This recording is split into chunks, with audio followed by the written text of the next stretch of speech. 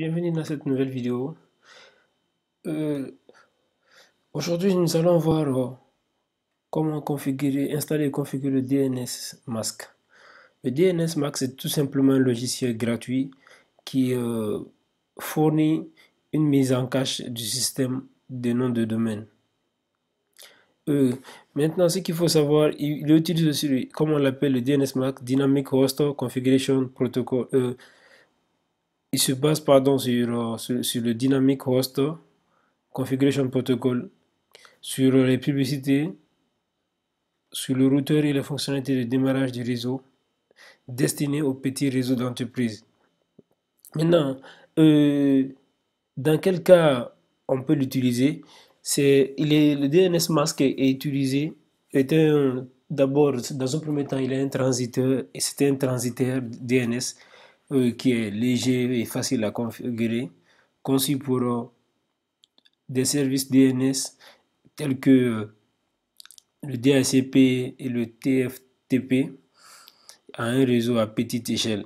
Donc il peut servir les noms des machines locales qui ne sont pas dans le DNS global. Donc là, pour l'installer, qu'est-ce qu'on fait? On fait apt-get install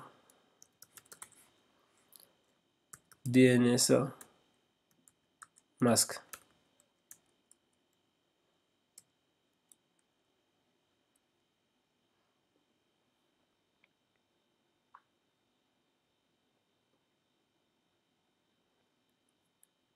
Et là, il est installé. Mais il ne démarre pas. Là, on fait maintenant quoi? On fait systemctl là. D'abord, on va essayer de mettre notre carte réseau en interne.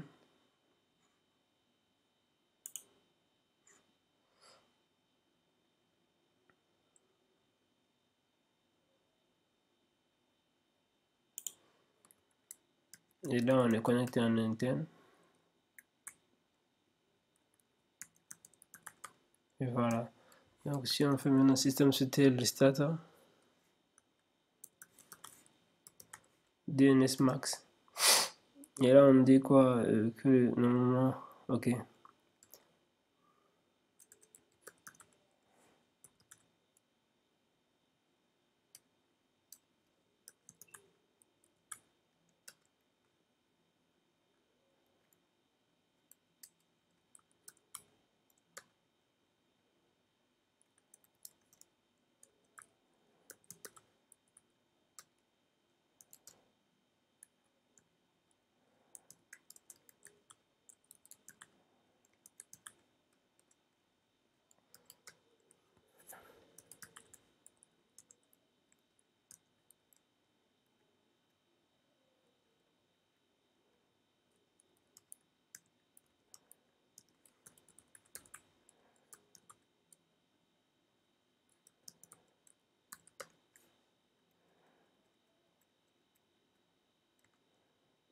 Voilà.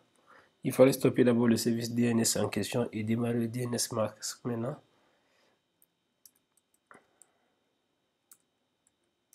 Et là, le DNS max est fonctionné. Donc, là, on va maintenant l'éditer. On fait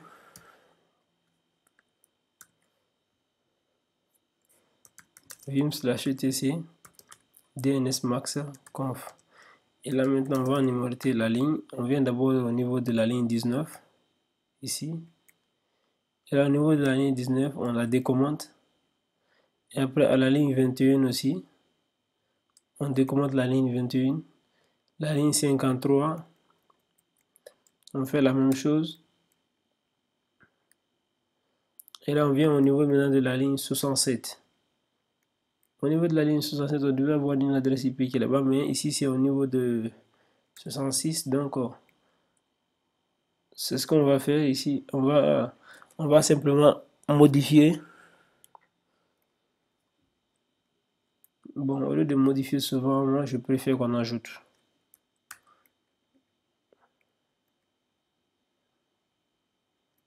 Là, on fait ça sans...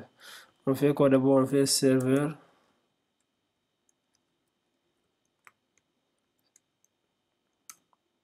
Égal à slash. Serveur point. Par exemple, on peut dire education / 192.168.1.100. Maintenant, après, on descend maintenant au niveau de la ligne 135.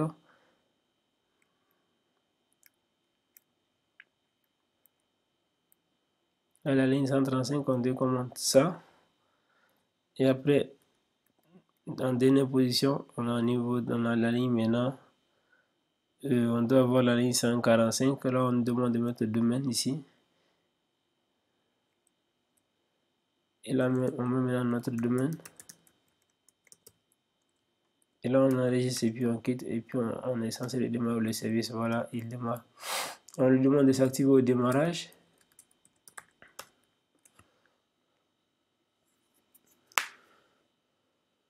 Et là, maintenant, si on finit cette configuration maintenant, on va maintenant pour enregistrer le DNS, on va ajouter dans le etc host et le DNS mask qui va répondre aux questions des clients. Donc, on fait vim /etc host. Et là, maintenant, qu'est-ce qu'on va venir? On va maintenant ici ajouter un enregistrement. Pour enregistrer un enregistrement, on fait tout simplement ça. Ici, on vient en edit cette partie 192.168.1.100. Et là, serveur plus nom de domaine.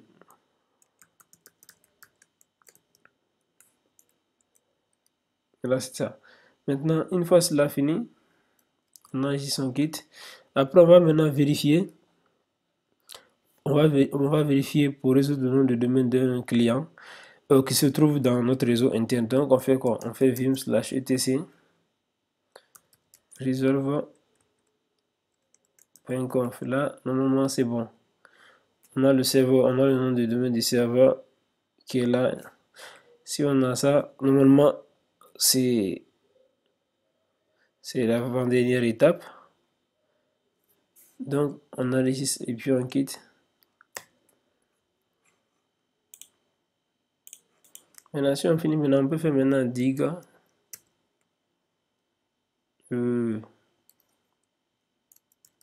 serveur.sprincip.gn.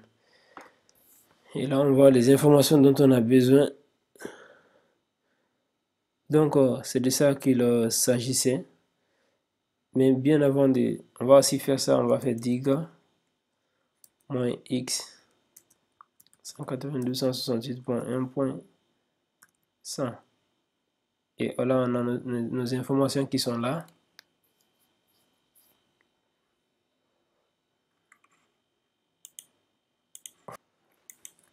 Donc, on se retrouve dans une de nos prochaines vidéos pour la configuration du serveur NFS. À très bientôt.